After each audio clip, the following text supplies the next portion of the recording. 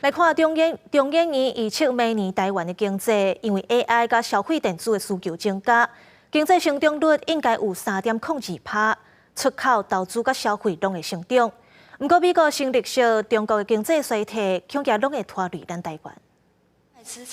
中国制裁动作真多，自一个针对台湾液化早收清单当中，10项货品取消关税减让，外界关心制裁范围是不是继续扩大，甚至影响其他产业。其实不是在靠打价格战、打那种标准产品、打规模经济这种时代，而是要想看怎么样做出只有 me only， 就是我可以做的部分，然后其他人不会做。专家呼吁台湾包含石化、工具机、甲纺织等，在液化早收清单当中的产业，未来拢要拼转型，才能降低影响。展望明年台湾经济总展望。 中研院有期都亲像拍棒球共款，三在内，受新型科技甲消费电子需求抢悬，对出口动能转强有帮助，投资甲消费也会成长，经济出势会呈现算阳春暖。全展望看起来正向，不过依然有两大挑战要注意，这是美国可能继续新历史的挑战，一个中国经济下行调控。这个雪融春暖偶风寒哦。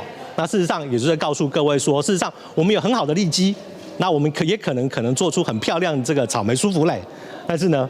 它能不能做得这么漂亮哦，或它会不会塌陷？老实说，还有一些的风险。专家表示，明年台湾经济成长率虽然有希望保三，不过国际竞争甲地缘政治这情势，依然要密切观察，随时滚动形形。记者综合报道。